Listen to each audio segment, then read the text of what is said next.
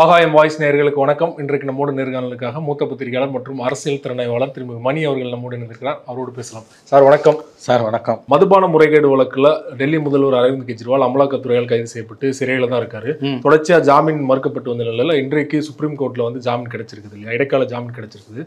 கோர்ட்ல என்ன சார் நடந்தது?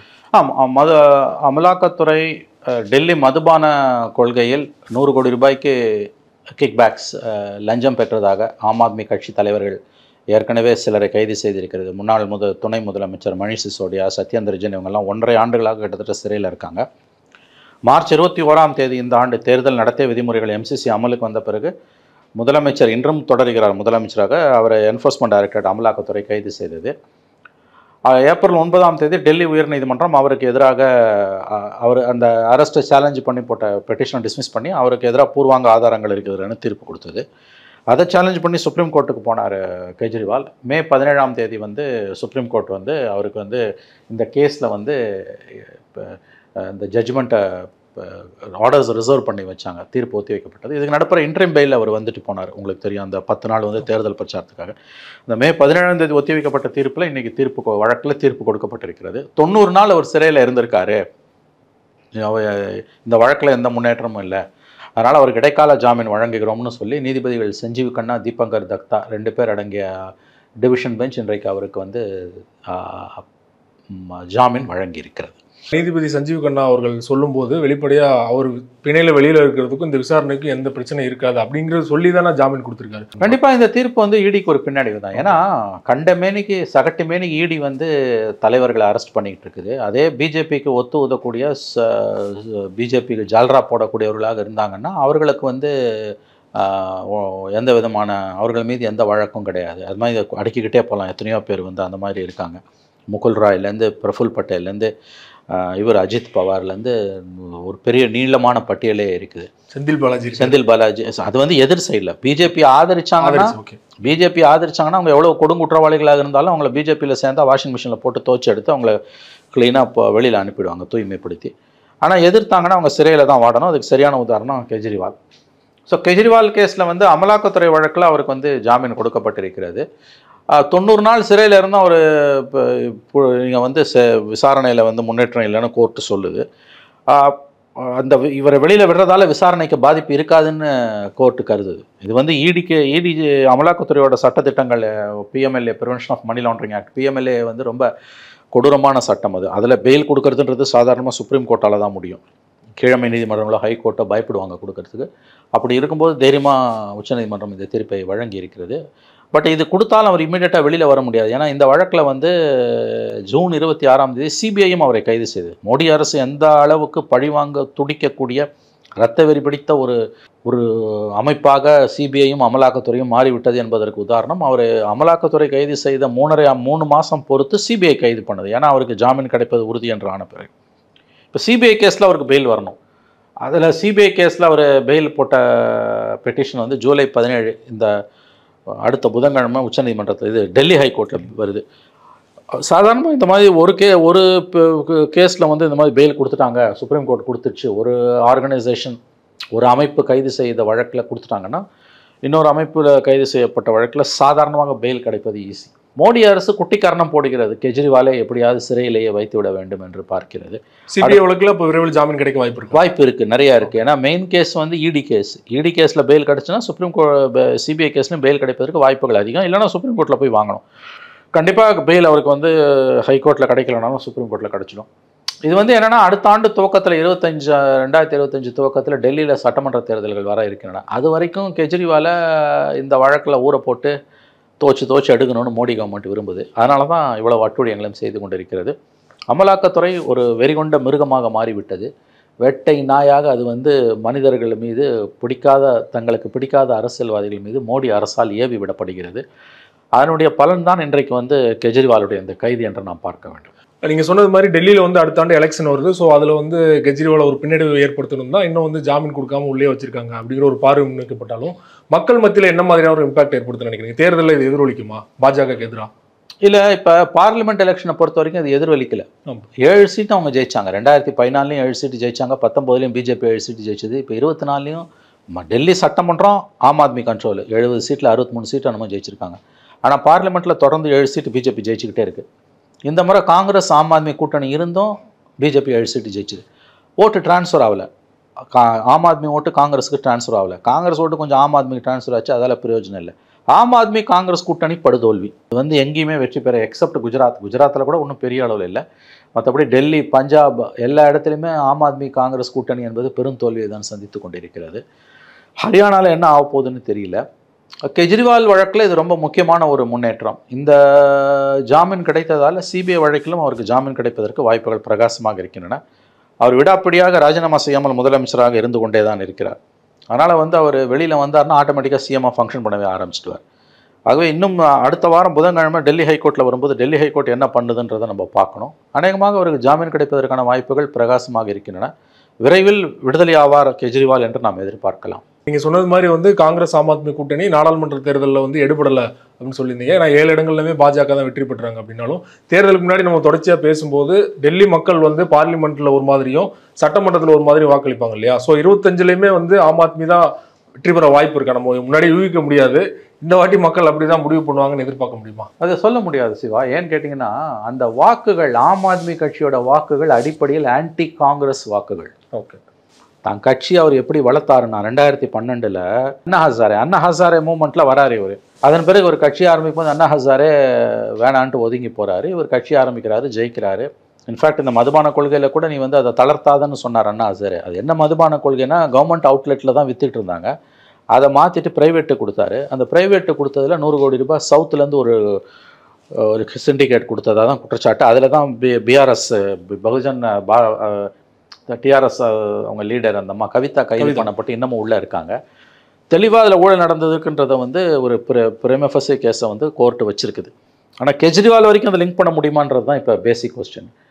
இப்போ அந்த இடத்துல வந்து என்ன ஆகுதுன்னு கேட்டிங்கன்னா அந்த 2012 ஒரு கட்சிச்சப்போ அவர் வந்து காங்கிரஸில் அப்போ ஊழல் தலைவிரிச்சு ஆடிச்சு. உங்களுக்கு தெரியும், 2G ஊழல், காமன்வெல்த் ஊழல், நிலக்கரி ஊழல், ஆதர்ஷ் ஊழல், திருமண பக்கம்லாம் ஊழல், சப்கோ சோர் ஹே எல்லாம் திருடன்னு தான் மன்மோகன் சிங்லேருந்து சோனியா காந்திலேருந்து சிதம்பரத்துலேருந்து எல்லாரையும் ஆராசாலேருந்து எல்லாரையும் லிஸ்ட் பண்ணி எல்லாம் திருடன் நான் ஒருத்தன் தான் உத்தமன்னு தான் கெஜ்ரிவால் அந்த கேம்பெயினை கொண்டு போய் எலெக்ஷனை ஜெயித்தார்.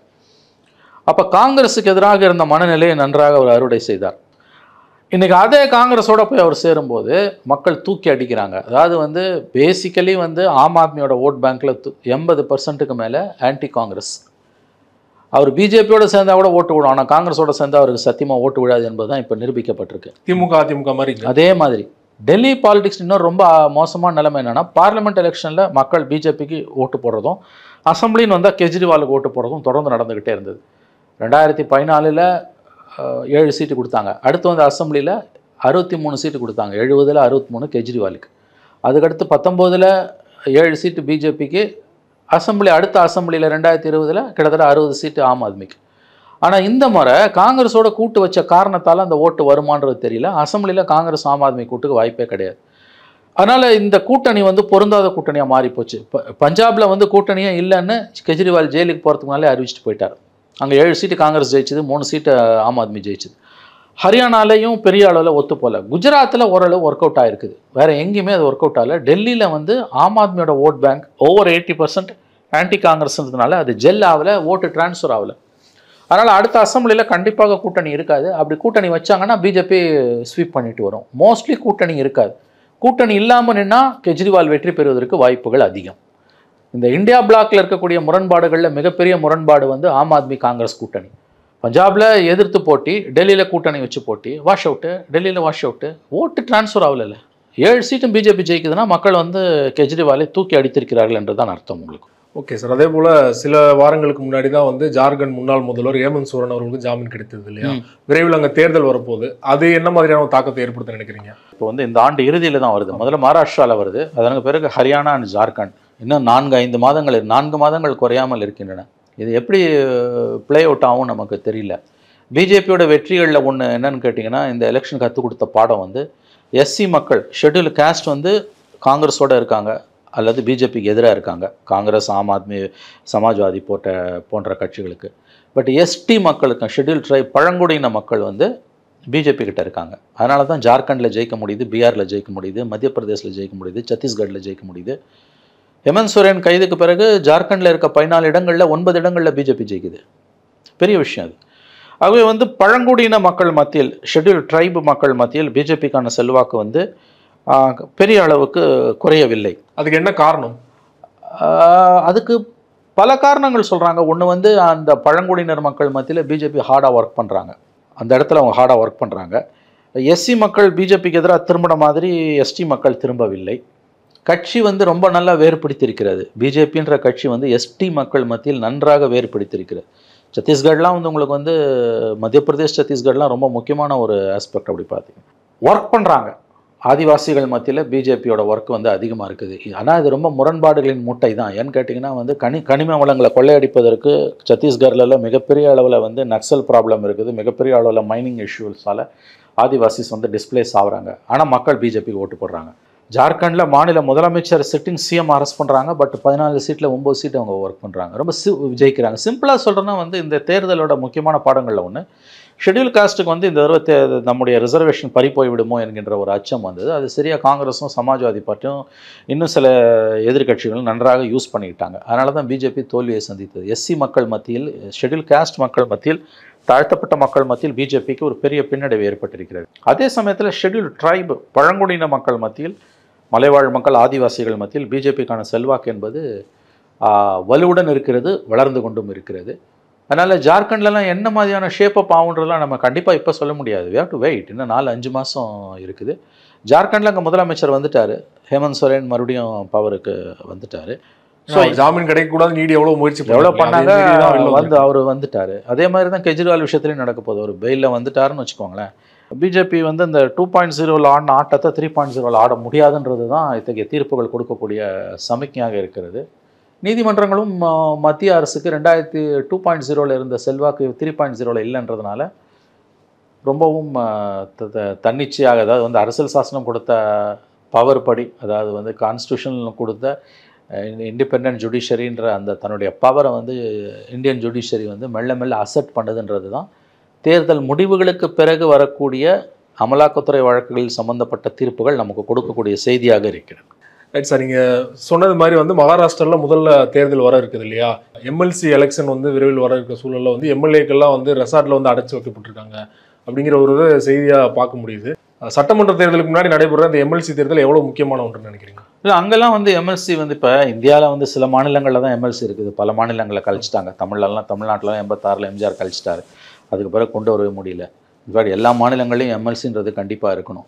அதான் அந்தந்த மாநிலங்களோட விம்சன் ஃபேன்ஸுக்கு விட்டதோட விளைவு தான் இப்படி ஆகுது. மகாராஷ்டிரா வந்து one of the number 1 richest state in the country. அவங்களோட அந்த பாம்பே முனிசிபல் கார்பரேஷனோட பட்ஜெட்டே வந்து பல ஆயிரம் கோடி இருக்குது. ஒரு மாநில பட்ஜெட்டு இணையாக வந்து அங்கே பாம்பே முனிசிபல் கார்பரேஷனோட பட்ஜெட் இருக்குது. அதனால் அதுக்கு முந்தின ஒரு பலப்பரட்சியாக இந்த எம்எல்சி எலெக்ஷன் பார்க்கப்படுது. எம்எல்ஏங்களை கொண்டு போய் ரெசார்ட்டில் தங்க வைக்கிறாங்க. 1000 ஒரு எம்எல்ஏக்கும் 10 கோடி 20 கோடி வரைக்கும் வேலை பேசப்படுது. இந்த முடிவுகள் வந்து இவங்களுக்கு வந்து அடுத்த 4 மாதத்தில் அங்கே எலெக்ஷன், அக்டோபரில் அங்கே எலெக்ஷன் நடக்க இருக்குது. அதனால் ஷிண்டே சிவசேனா பிஜேபிக்கும், உத்தவ் தாக்கரே காங்கிரஸ் என்சிபி சரத் பவாருக்கும் இடையிலான கடுமையான போட்டி இன்னும் 4 மாதத்தில் அசம்பிளி எலெக்ஷன் நடக்க இருக்குது. அதுக்கு முந்தின செமிஃபைனலாக இதை பார்க்குறாங்க. இதில் வந்து இவங்களுக்கு இவ்வளோ தான் கிடைக்கும்ன்றது அந்தந்த கட்சிகளோட பலத்தின்படி பார்த்தா ஒரு ஃபிகர் இருக்குது. அதை மீறி கிராஸ் ஓட்டிங் நடந்ததுன்னா அது 2 பேருக்கும் அசிங்கம். அதனால தான் 2 பேருமே கொண்டு போய் வந்து ரெசார்ட்டில் தங்க வச்சுருக்காங்க. உங்கள் ஜனநாயகம் பணநாயகமாக மாறிக்கொண்டிருக்கிறது, கேலி கூத்தாகி கொண்டிருக்கிறது. விக்கிரவாண்டியில் வந்து வேட்பாளர்களுக்கு 2000 4000 10,000 கொடுக்குறான்னா, மகாராஷ்டிராவில் எம்எல்சிங்களை எலெக்ஷனில் ஒரு எம்எல்ஏக்கு வந்து 5 கோடி 10 கோடின்னு கொடுப்பான். எல்லாருக்கும் ஒரு விலை உண்டு இல்லை. அரசியல்வாதிகள் அதை தெரிந்து வைத்திருக்கிறார்கள். மகாராஷ்டிராவோட பாலிட்டிக்ஸ் வந்து ரொம்ப பண பலம் அதிகம் உள்ள பாலிட்டிக்ஸ். இந்தியாவோட ரிச்சஸ்ட் ஸ்டேட் மகாராஷ்டிரா. அதான் சொல்லணேன், பாம்பே முனிசிபல் கார்பரேஷனில் பல 1000 கோடி அதோட பட்ஜெட். ஒரு கவுன்சிலருக்கு வந்து போட்டி போட்டு ஜெயிக்கிறதுக்கு சில கோடிகள் மேலே ஆகும் அங்கே வந்து. அந்த அளவு, ஏன்னா it's a city, richest city. ஆகவே அதனுடைய அரசியலும் வந்து காஸ்ட்லியாக தான் இருக்கும். அதான் இப்போ நம்ம நடந்துகிட்டு இருக்கு. நம்ம பார்லிமெண்ட் எலெக்ஷன்லேயே பார்த்தோம், இந்தியா கூட்டணியில் எம்பிக்கள் வந்து நிறைய பேர் மகாராஷ்டிராலாம் தேர்ந்தெடுக்கப்பட்டிருக்காங்க. அதை தொடர்ந்து சிண்டேவுமே வந்து முக்கியமான ரோல் இருந்தாலுமே அவர் தொடர்ச்சியாக புறக்கணிக்கப்படுறாரு. ஒரே ஒரு கேபினெட் கூட கிடைக்கல. 300 தொகுதிகளில் வந்து பாஜக வெற்றி பெறும்னு சொன்னது தான் வந்து தோல்வி காரணம்னே சிண்டே வெளிப்படையாக விமர்சனம் பண்ணியிருந்தார் இல்லையா பிஜேபி கூட்டணி எந்த மாதிரி போகும்னு நினைக்கிறீங்க? இல்லை அவங்க ஷிண்டேவால் திரும்ப சிவசேனாவுக்கு போக முடியாது. அவர் பிஜேபியோட தான் ட்ராவல் பண்ணி ஆகணும். பிஜேபிக்கு அங்கே டஃப் ஃபைட் இருக்குது.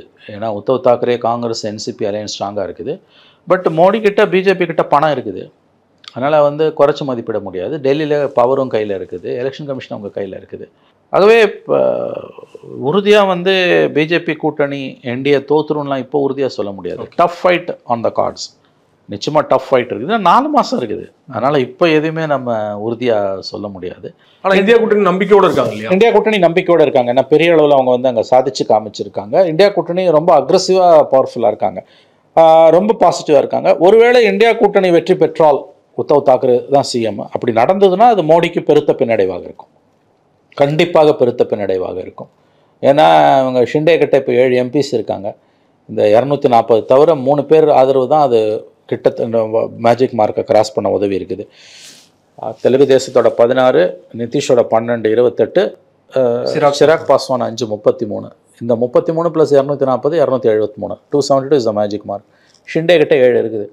ஒருவேளை மகாராஷ்டிராவில் இவங்க தோத்தாங்கன்னா, யார் பிஜேபி அலையன்ஸ் தோத்துதுன்னா, கண்டிப்பாக வந்து ஷிண்டேவோட ஆட்டம் அதிகமாகும் இந்த 7 எம்பிஸை வச்சுக்கிட்டு. பட் மோடி கிட்ட பணம் இருக்கிறதுனால அந்த 7 எம்பிஸையும் அவங்க இல்லை ஷிண்டேவோட ஆட்டம் அதிகமாக நம்ம எதிர்பார்க்க முடியுமா? ஏன்னா ஈஸியாக வந்து பிஜேபி வந்து அந்த 7 எம்பிக்களை வந்து அவங்க பக்கம், அதான் ஷிண்டேவோட ஆட்டம் அதிகமாகும்னா அது ஒரு பாசிபிலிட்டி. ஷிண்டே வந்து மோடியை வந்து, ஏன்னா இப்பயே வந்து எல்லாமே உங்களுக்கு மெஜாரிட்டி இருக்கு இல்லையா? மெஜாரிட்டி இருக்கு. ஆனால் மயிரிழையில் தானே இருக்குது, ஒரு ஓட்டு தானே. 272ன்றது ஷிண்டே இல்லாட்டி 273 தான். ஷிண்டே சேர்ந்தா 80, 280, 280 இஸ் கம்ஃபர்டபுள். நீங்கள் எப்பயுமே ஒன்று ஞாபகம் வச்சுக்கோங்க, 272 இல்லாமல் நீங்கள் வந்து 30 சீட்டெல்லாம் துண்டு விழுதுன்னா, நீங்கள் வந்து ரொம்ப நெக்காக வந்து இந்த 3 பேர் சேர்ந்தால் 273 வந்துடுது, ஷிண்டே சேர்ந்தால் 280 வந்துடுது, இப்படிலாம் மட்டும் பார்த்துட்டு இருக்க முடியாது. மினிமம் நீங்கள் 300 எய்ம் பண்ணி தான் அந்த குஷனிங் இருந்துக்கிட்டே இருக்கணும். நாளைக்கு அவன் எந்த பக்கம் போவான்னு தெரியாது, யார் எந்த பக்கம் ஜம்ப் பண்ணுவானுங்கன்னு தெரியாது. அதனால் அந்த குஷனிங் வந்து உங்களுக்கு மினிமம் 272க்கு மேலே மினிமம் 20 to 30 இருக்கணும் குஷனிங்.